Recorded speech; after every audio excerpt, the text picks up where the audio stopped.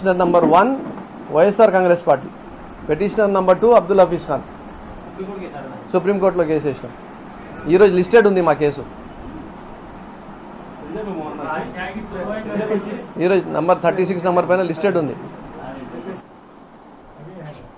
అందరికీ నమస్కారం, అస్సలాం అలైకుం. ఈరోజు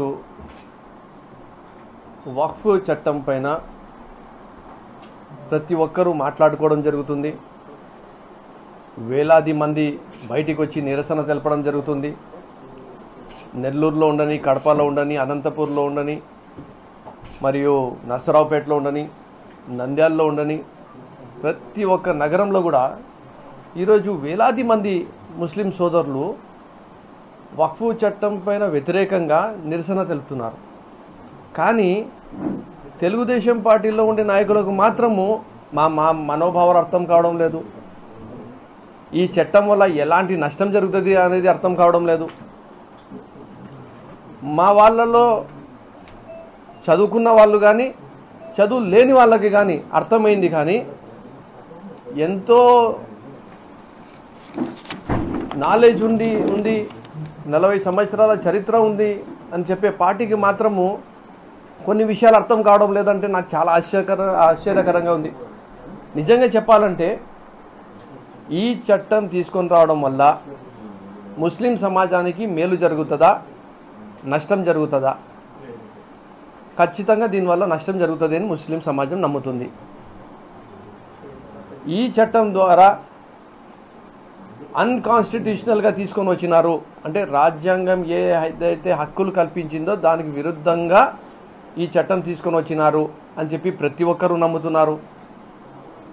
ఈ చట్టం వల్ల గత 500 సంవత్సరాల నుంచి మసీద్లు ఉండని, ఖబ్రస్థాన్లు ఉండని, దర్గాలు ఉండని, ఈద్గాస్ ఉండని, ఆర్ఫనేజెస్ ఉండని, ఏవైతే అక్కడ నడుస్తున్నాయో వాళ్ళందరూ కూడా ఈరోజు 500 సంవత్సరాల క్రితం స్టార్ట్ అయినవి అన్ని ప్రాపర్టీస్ పేపర్లు ఇప్పుడు పోర్టల్లో ఎక్కాల్సిన పరిస్థితి ఉందా లేదా? మళ్ళీ 500 సంవత్సరాల క్రితం ఉండే పేపర్లు ఈరోజు లేకుంటే ఆ ప్రాపర్టీలు అన్యక్రాంతమయ్యే పరిస్థితి ఉందా లేదా?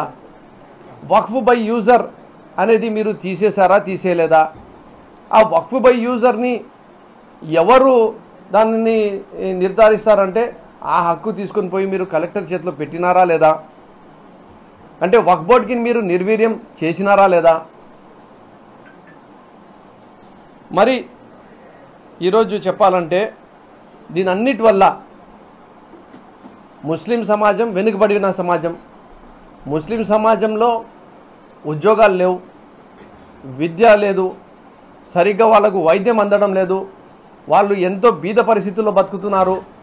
కనీసం వాళ్ళకు ఒక మనశ్శాంతి ఏముండిందంటే మేము ధార్మికంగా మా ఆచరణల్ని మేము ప్రశాంతంగా డాక్టర్ బాబాసాహెబ్ అంబేద్కర్ గారు ఇచ్చిన రాజ్యాంగాన్ని బట్టి మేము చేసుకోగలుగుతున్నాము అని చెప్పి ఈరోజు ఒక మనశ్శాంతితో ఉండినారు.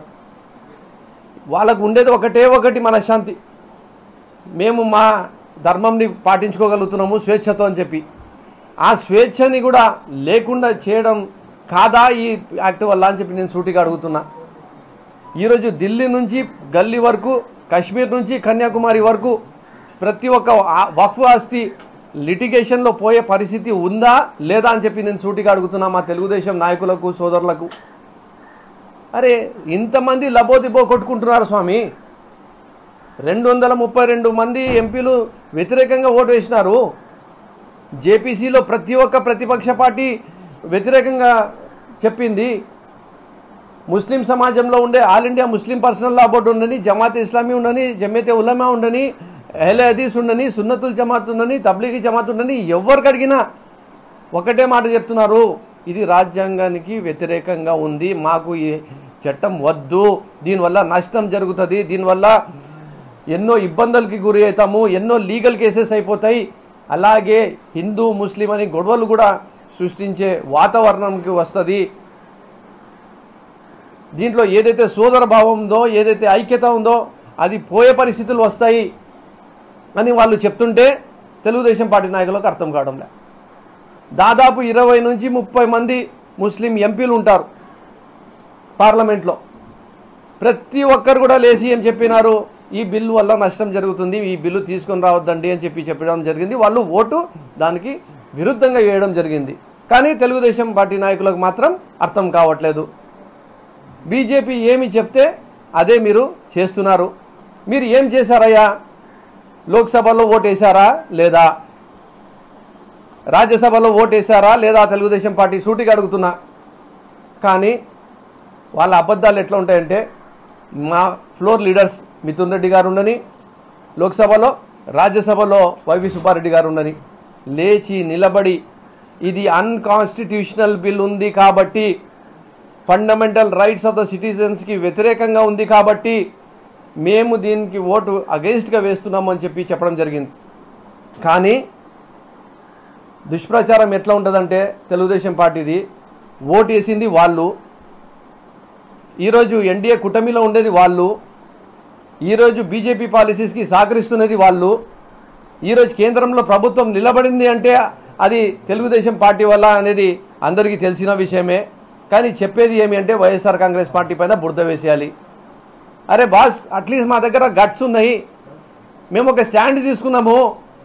ఎస్, మేము ముస్లిం సమాజానికి అన్కాన్స్టిట్యూషనల్ బిల్లు ఉంది, వాళ్ళ ఫండమెంటల్ రైట్స్ని వాళ్ళు అనగదొక్కే విధంగా ఇది ఉంది కాబట్టి మేము వాళ్ళని సపోర్ట్ చేస్తున్నామని చెప్పి ఎస్ మేము ఒక స్టాండ్ తీసుకున్నాము. ఒక్క స్టాండ్ మీరు క్లారిటీగా తీసుకోండి.